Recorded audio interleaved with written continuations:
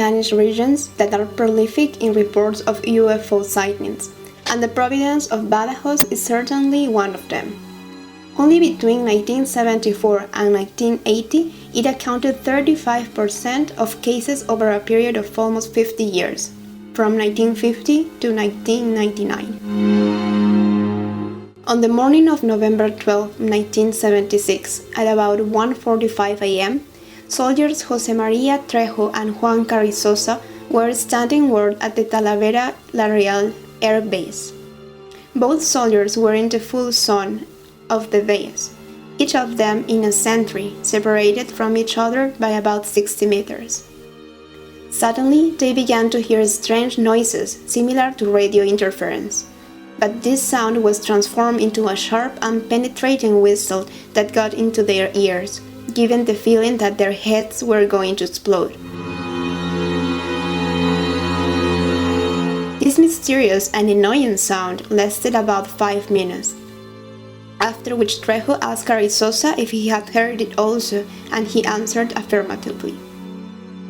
At the time, they thought that the violation of the perimeter of the base could have been taking place, and armed with Z-62 submachine guns, they began an ocular inspection around the sentries, but almost without time to investigate anything, they heard the sound again for another 5 minutes. It was a high-pitched sound so intense that it hurt their ears. At the moment the deafening sound stopped, they could see above them a clear light that lasted about 15 to 20 seconds. It was similar to the light given off by a lit flare. José Hidalgo, a fellow who was also on duty that night, showed up in the sentry with a German sheepdog, scared of the glare he had seen. The military continued to think that someone might have gained access to the air base facilities, so they alerted the commanding ward Pavón, who ordered another ocular inspection around the perimeter of the base. The 3 soldiers, accompanied by the dog, were walking along the wall that separates the base from the road, with their weapons loaded and ready, but they were calm as the dog showed no signs of worrying. Suddenly, when they were walking about 300 meters, they felt a whirl of air and heard how the branch of a nearby eucalyptus tree was breaking. Holding tightly to their weapons, they decided to release the dog that went directly to where that the whirl had occurred.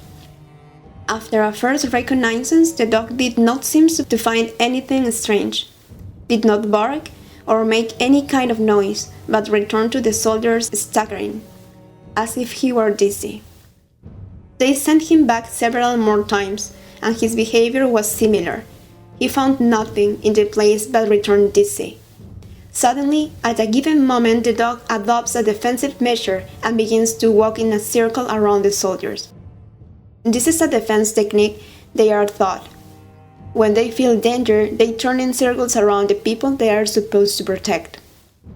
The soldiers shouted several times to stop, but nobody answered.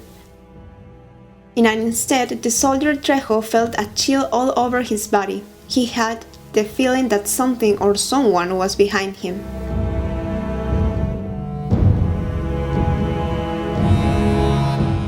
As he turned around, they could see a greenish figure about 50 feet away from them, made up of several points of lights, about 10 feet high, with a small head on which it seems to be wearing some kind of helmet, and a thick body from which long arms came out in a cross position. Hands and feet could not be seen. Trejo tried to shoot, but felt a general stiffness in his body that prevented him from doing so, and he fell to the ground dizzy. Hidalgo and Carrizosa fired around 40 to 50 shots to the creature, which suddenly disappeared with a flash.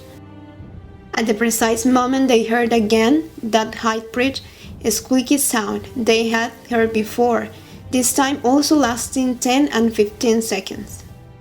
When the sound stopped, they helped Trejo to get up and went to give the warning at the base, which was put on high alert. The next day, 50 soldiers combed the area where the event had occurred and found neither the shells used nor bullets impact on the wall behind the alien giant. Military experts certified that the machine guns had been fired, but what happened to the projectiles? What were they shooting at?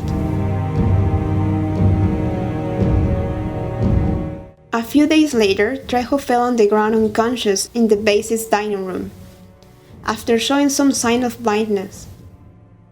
From that moment on, the soldier had several episodes related to disorders that they call nervous.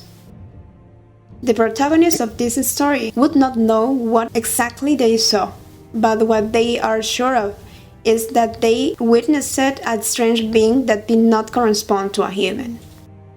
The writer J.J. Benitez is one of the strongest advocates that what was seen at Talavera Air Base was what we might call a spacecraft crew member.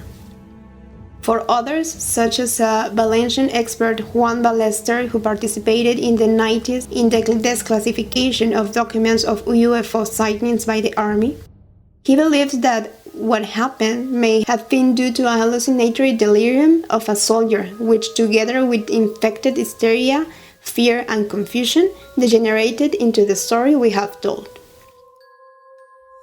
On this fact, the Air Force opened a case file, but it was quickly closed. It seems because there was not enough information about it. Only a few months earlier, in early 1975, a controller at the airbase tower detected anomalies in the control screen. The superiors were informed, but the file was archived by the ministry, without any shame or glory, as with this case. Also in 1867, the pilots of a plane heading for the Talavera base and flying over the town of Montanches in Cáceres claimed to have seen a strange object of changing appearance.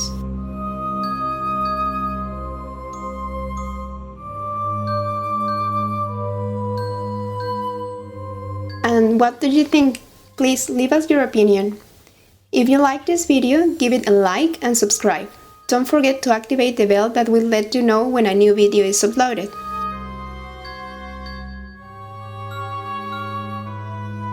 See you in the next story.